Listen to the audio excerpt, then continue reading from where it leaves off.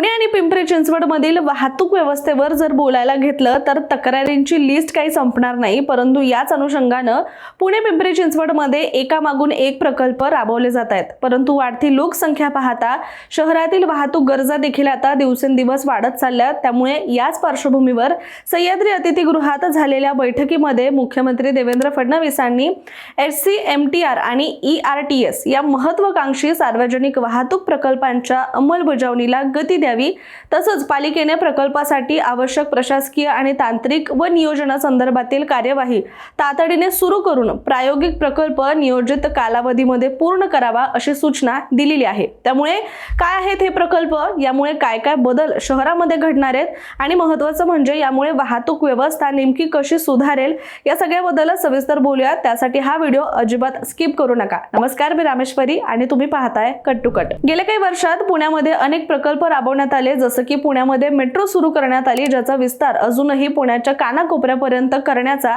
प्रयत्न सुरू आहे। यानंतर अनेक उड्डाण पूल, रस्ते यांची कामं सुद्धा सुरू आहेत, पण पुण्यातील वाहतुकीचा प्रश्न काही संपायचं नाव घेत नाहीये।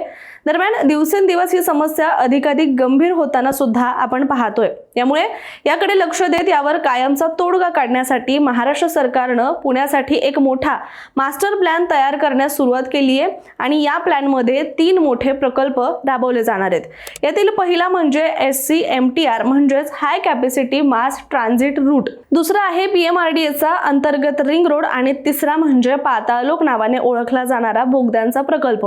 दरम्यान या तिन्ही प्रकल्पांवर मुख्यमंत्री देवेंद्र फडणवीस यांच्या अध्यक्षतेखाली मुंबईतील सह्याद्री अतिथीगृहामध्ये उच्चस्तरीय बैठक पार पडली। या बैठकीला उपमुख्यमंत्री एकनाथ शिंदे, उपमुख्यमंत्री सुनेत्रा पवार, विविध विभागांचे वरिष्ठ अधिकारी, PMRDAचे आयुक्त अभिजित चौधरी, पिंपरी चिंचवड महानगरपालिकेचे आयुक्त डॉक्टर विजय सूर्यवंशी आणि इतर अधिकारी देखील उपस्थित होते। आता या बैठकीमध्ये नेमकं काय ठरलंय आणि हे तीनही प्रकल्प पुण्याच्या वाहतुकीमध्ये कसे बदल घडवून आणणार ते आपण समजून घेऊया।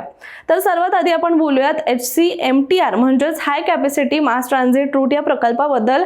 तर हा प्रकल्प म्हणजे पुण्याच्या भविष्यातील वाहतूक व्यवस्थेचा कणा मानला जातोय। याचं कारण म्हणजे सरकारच्या मते या प्रकल्पामुळे शहरातील वाहतूक ही जवळपास 25 ते 30% कमी होऊ शकते असा दावा केला जातोय। कारण या प्रकल्पाची म्हणजेच या मार्गाची एकूण लांबी सुमारे 36 ते 43.60 किलोमीटर इतकी असेल। अधिकृत नियोजनानुसार हा 6 पदरी उन्नत मार्ग म्हणजेच एलिव्हेटेड कॉरिडॉर असेल आणि हा मार्ग पुण्याच्या मध्यवर्ती भागातून जाईल आणि शहरातील प्रमुख भागांना सुद्धा जोडला जाणार आहे। शिवाय या प्रकल्पाचे 4 पॅकेजेस करण्यात आलेत, अर्थात वेगवेगळे टप्पे करण्यात आलेत आणि त्यानुसार काम सुद्धा केलं जाईल। तर ते पॅकेजेस असे आहेत की बोपोडी ते सिंहगड रस्ता हा सुमारे 10.5 किलोमीटर इतका असेल। सिंहगड रस्ता ते सोलापूर रस्ता हा सुमारे 13.2 किलोमीटर, सोलापूर रस्ता ते एअरपोर्ट चौक हा 10.21 किलोमीटर आणि एअरपोर्ट चौक ते बोपोडी हा जवळपास 9.17 किलोमीटर इतका असणार आहे। आणि या सगळ्या प्रकल्पाच्या कामासाठी तब्बल 9,000 कोटी रुपये बांधकाम खर्च आणि 3,000 कोटी रुपये भूसंपादन खर्च अपेक्षित आहे। शिवाय मुख्यमंत्री देवेंद्र फडणवीस यांनी या प्रकल्पासाठी आर्थिक मॉडेल तातडीने तयार करून काम सुरू करण्याचं आणि 2028 पर्यंत हे प्रकल्प पूर्ण करण्याचं नियोजन सुद्धा करण्याचे निर्देश दिलेले आहेत। आता SCMTR या सोबतच ERTS म्हणजेच इलेक्ट्रिक रॅपिड ट्रान्झिट सिस्टम ही एक महत्त्वाची संकल्पना सुद्धा समोर आली आहे। पिंपरी चिंचवड महापालिकेचे आयुक्त डॉक्टर विजय सूर्यवंशी यांनी या प्रणालीचं सादरीकरण केले। पण ERTS प्रणाली आहे तरी काय, तर ही मेट्रो सारखीच वेगवान सार्वजनिक वाहतूक व्यवस्था असणार आहे, पण ती काही रेल्वे रुळांवर नाही तर रबर टायरवर धावणाऱ्या पूर्णपणे इलेक्ट्रिक वाहनांवर आधारित असणार आहे। आणि या वाहनांमध्ये एकाच वेळी जवळपास 240हून अधिक प्रवासी सुद्धा प्रवास करू शकतील। आणि यातील सर्वात महत्त्वाचा मुद्दा म्हणजे ही व्यवस्था स्वतंत्र राहणार नाहीये, तर ती metro station, railway station, BRT मार्ग आणि इतर सार्वजनिक वाहतूक व्यवस्थेशी सुद्धा जोडली जाणार आहे। शिवाय या प्रकल्पाचा पहिला टप्पा पिंपरी चिंचवड मध्ये सुद्धा सुरू केला जाणार आहे, जो सुमारे 17 किलोमीटरचा प्रायोगिक मार्ग असणार आहे, म्हणजे हा प्रयोग केला जाणार आहे। आणि या मार्गामध्ये गोडाऊन चौक, कुदळवाडी चौक, ऑटो क्लस्टर, काळेवाडी फाटा, जगताप डेअरी चौक आणि वाकड हा या प्रमुख भागांचा समावेश यामध्ये असेल। आणि हा प्रकल्प महामेट्रोच्या सहकार्याने सुमारे 1 ते 1.5 वर्षांमध्ये पूर्ण करण्याचं सुद्धा नियोजन आखण्यात आलंय। आणि जर हा प्रयोग यशस्वी झाला तर नंतर SCMTR आणि शहरातील इतर BRT मार्गांवर सुद्धा ही प्रणाली टप्प्याटप्प्याने पुढे सुरू केली जाणार असं सुद्धा म्हटलं जातंय।